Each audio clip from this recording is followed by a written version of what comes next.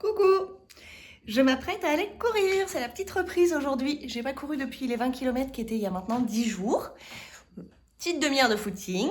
Et quand je rentre, je prends une douche, je me détends, je mange, tout ça. Mais cet après-midi, du coup, parce que là il est midi et quelques, j'ai passé la matinée post-soirée pyjama à regarder la fin du film avec ma copine. Quand je rentre cet après-midi, je vous raconterai où j'en suis, car grâce à vos réponses d'hier et à des échanges avec ma copine, j'ai un petit peu avancé. Ouh, le parquet grince, désolé. J'ai un petit peu avancé sur mes recherches de fils, mais j'en ai toujours pas trouvé. Enfin, j'ai un avis, mais je vous dirai tout à l'heure. Et, euh, et je vous parlerai de mon challenge et résolution que je me suis fixé toujours avec ma copine. J'espère qu'avec ce suspense insoutenable, vous n'en pouvez plus. À toutes!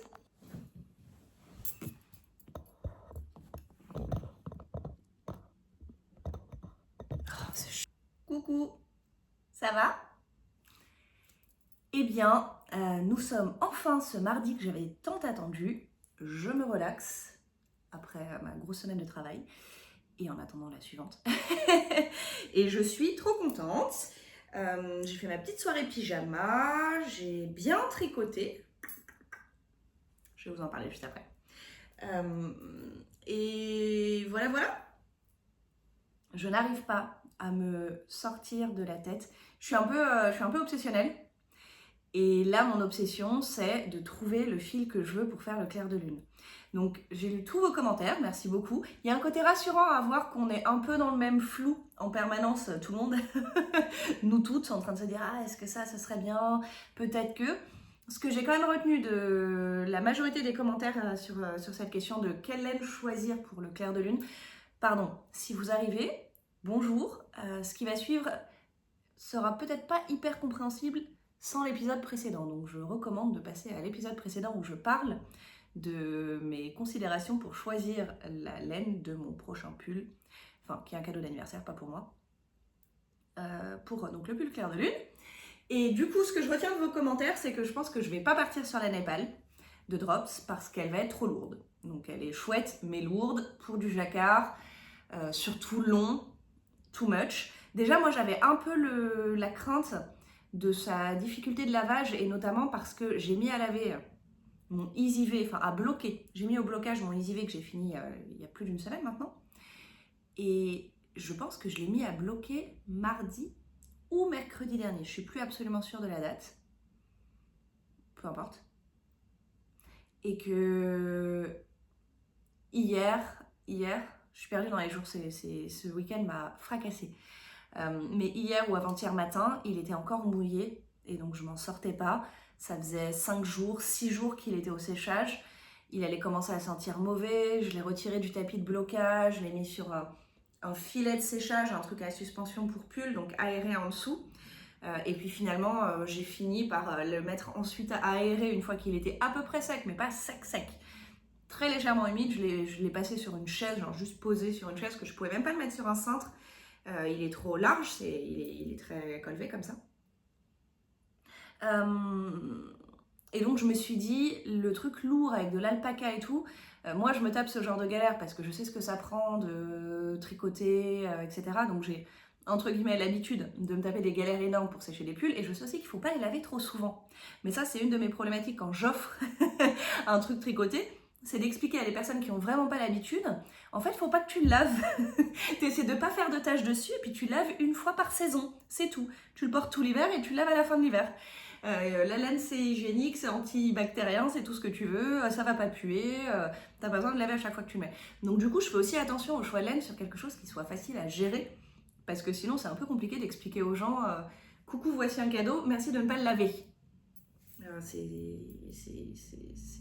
complexe à appréhender pour pas mal de gens. C'est atypique quoi. Donc du coup je me disais le truc va être infernal à laver et donc je vais pas pouvoir l'offrir à ma pote en lui disant faut pas laver ton pull quoi. Donc il y avait aussi quand même un petit peu cette problématique là qui m'a été rappelée par ma propre galère sur le EasyV qui avait une semaine à sécher. Et donc voilà, donc j'en étais là, j'ai continué à regarder, et en fait j'ai réalisé que la Mota, donc le fil que tricote la designer sur ce modèle là, elle n'était pas si chère que ça, j'avais en tête des prix équivalents à la Gilliatt, mais en fait, donc à des Rerum Natura. Mais en fait, elle est presque moitié prix. Des Room, c'est vraiment relativement cher. C'est 15 € la pelote. Et c'est pas des énormes pelotes, c'est des pelotes 100 grammes, 200 et quelques mètres. Donc il faut 6-7 pelotes pour un pull. Donc c'est des pulls à 100 € quoi. Mais la Mota de Wool Dreamers, elle est plutôt autour de 8 € et quelques, entre 8 et 9 selon les revendeurs, la pelote. Donc on est sur un pull raisonnable, un pull à offrir. Donc je me suis dit, bon, très bien, je vais prendre la Mota, elle n'est pas hors de prix, c'est celle qu'il faut, je me pose pas la question, etc. Et là, en fait, la Mota, elle a très peu de couleurs de base. Et ma copine, elle voulait soit du bleu marine, mais alors, je déteste tricoter le bleu marine, soit du noir. Bon, j'aime bien, je trouve ça plaisant à regarder le noir, mais c'est un peu hardcore. Soit du gris très foncé, type anthracite, donc ça m'allait plutôt bien. Et en fait, il n'y a pas beaucoup de couleurs chez Mota, il n'y a pas de bleu marine. Enfin, il n'y a pas de bleu marine sur Lana et Tricot, l'une des seules revendeurs que j'ai l'impression d'avoir trouvé sur internet. J'ai pas spécialement envie d'aller m'aventurer sur un site obscur. Donc Lana et Tricot, il n'y avait pas de bleu marine. Il y avait... Et le noir et le gris anthracite version courte sont en rupture de stock, où il reste une pelote quoi. Donc, il n'y a pas. Retour à la case départ.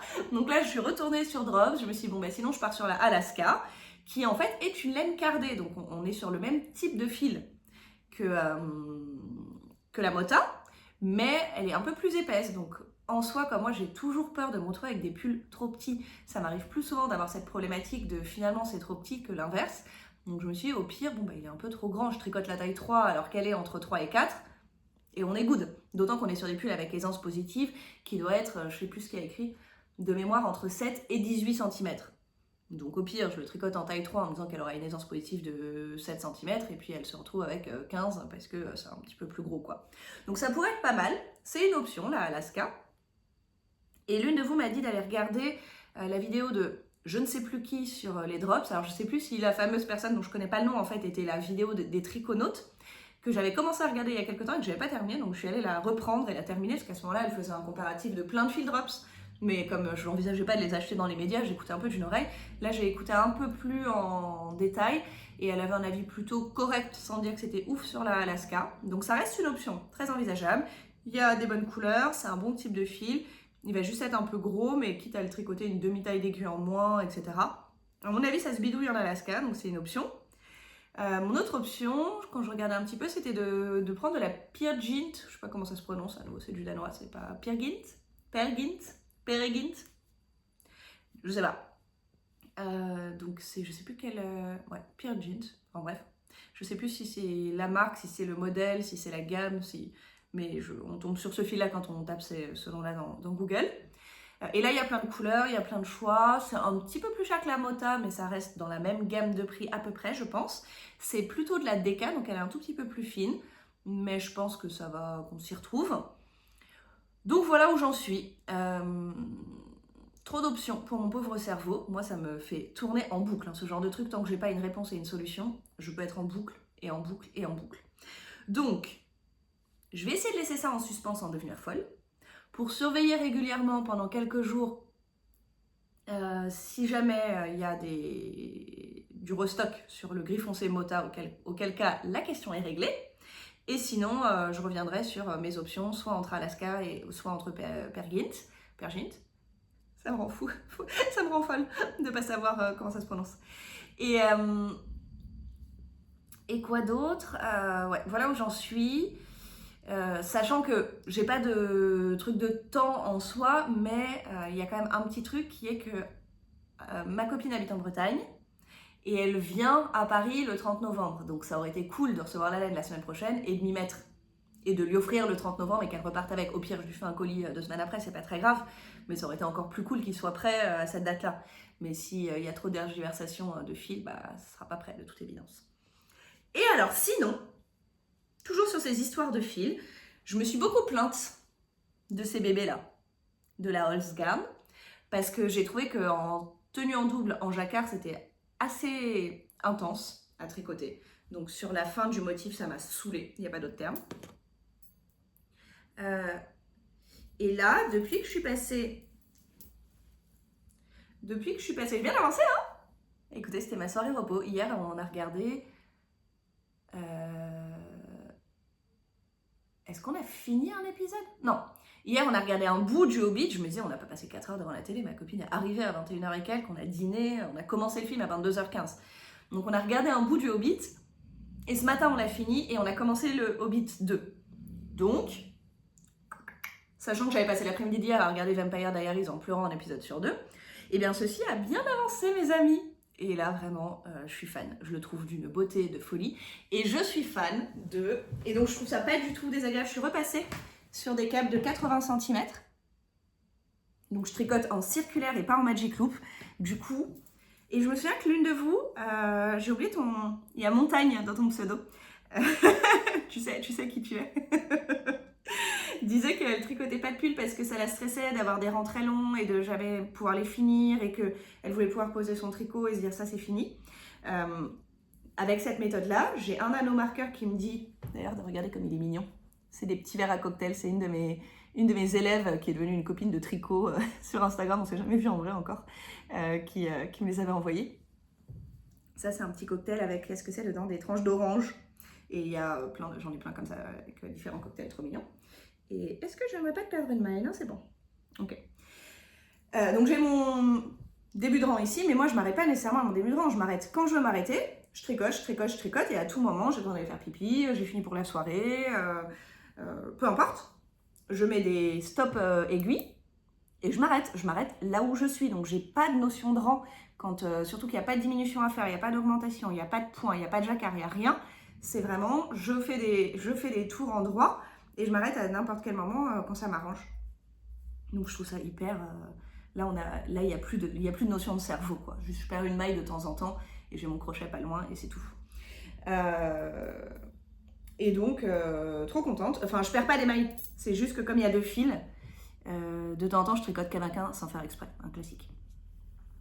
Donc, j'ai un peu revu mon avis très négatif à un moment sur Holzgarn, enfin sur celle-ci de Holzgarn, parce qu'il y en a plein, hein, sur la Super Soft, qui conserve cet inconvénient, mais c'est pour ça qu'elle n'est pas chère, de ne pas être lavée et d'avoir encore un peu d'huile de filage et donc d'être un petit peu accrochante. Mais j'adore la couleur et la gamme et la palette de couleurs qui existe est très très large. J'adore la couleur, j'adore le rendu sur du jacquard. Bah, je suis à 2 doigts de me racheter de la Holzgarn pour me refaire un pull en fait. Voilà où j'en suis. Et donc je me suis mis un petit challenge.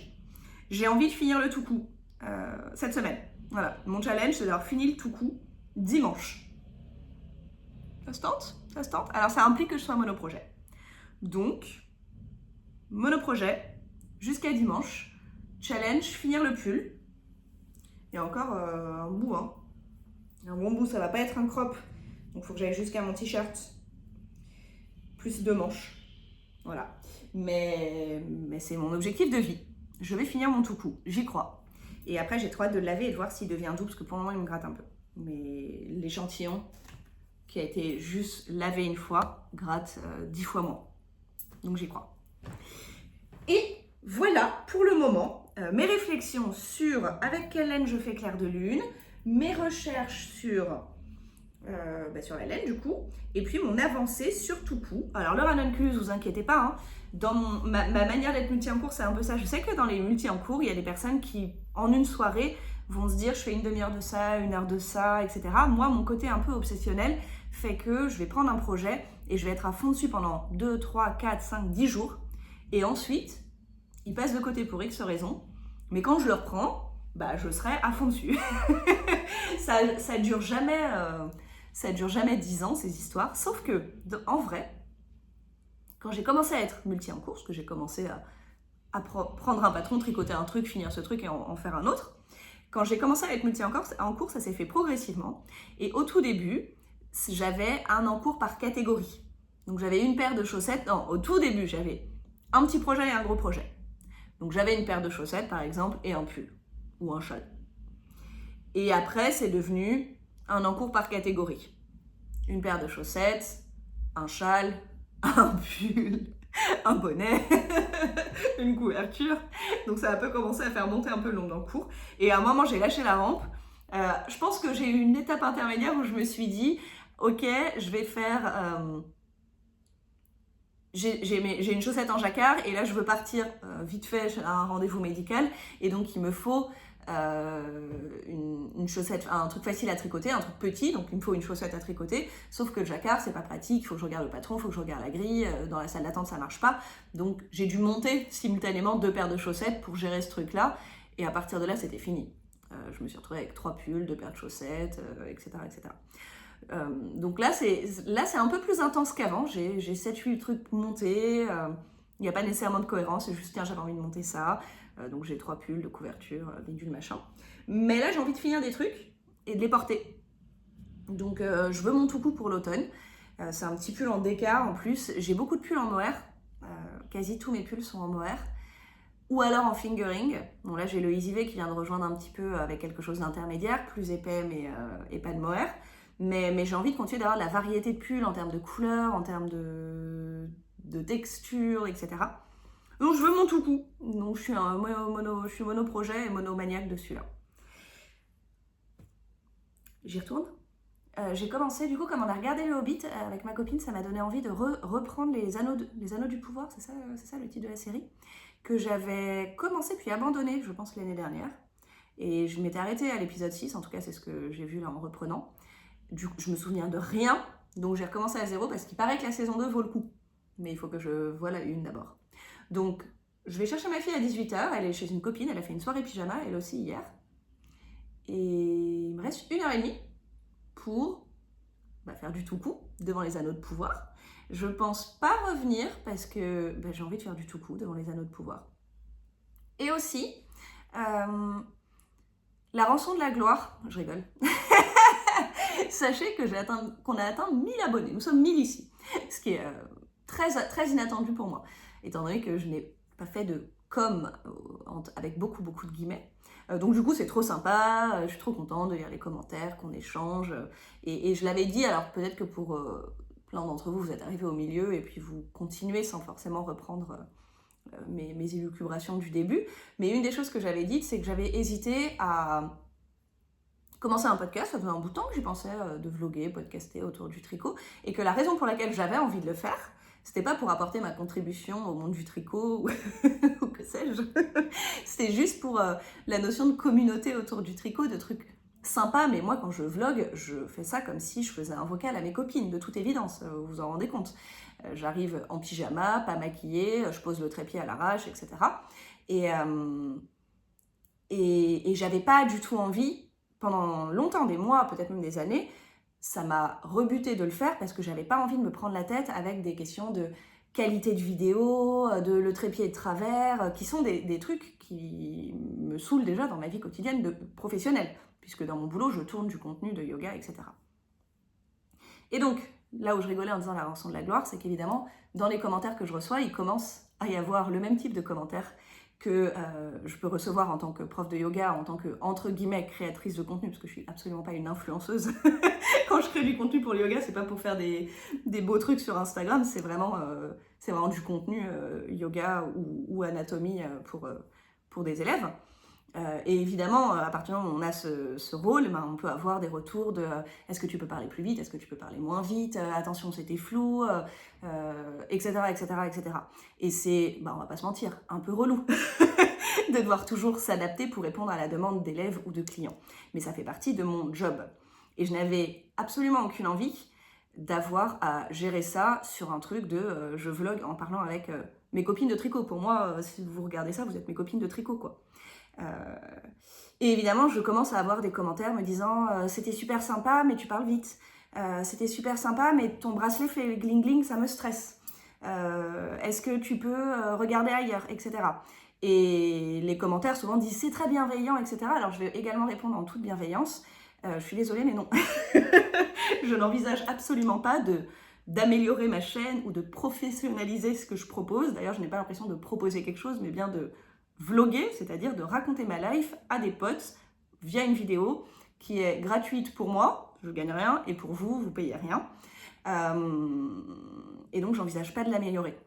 Merci pour les conseils d'amélioration, mais je ne cherche pas à m'améliorer et à devenir la meilleure version de moi-même et de mon vlog ici. Voilà.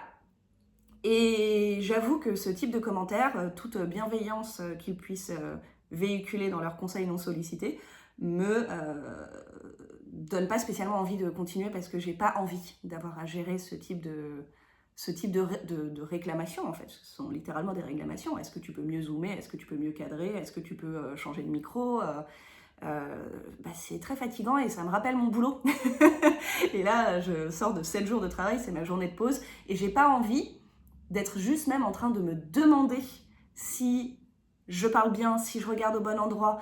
Je sais pas si vous avez remarqué, mais bien que je m'en fiche que mon bracelet fasse gling-gling, parce qu'en fait, il fait pas plus gling-gling sur la vidéo que dans ma vie, donc mes potes se coltinent mes bracelets qui font gling-gling, j'en suis navrée. Et les gens que ça saoule, ils sont pas potes avec moi en fait, c'est tout. Ils passent pas trop de temps avec moi parce qu'ils ont pas envie d'entendre mes bracelets.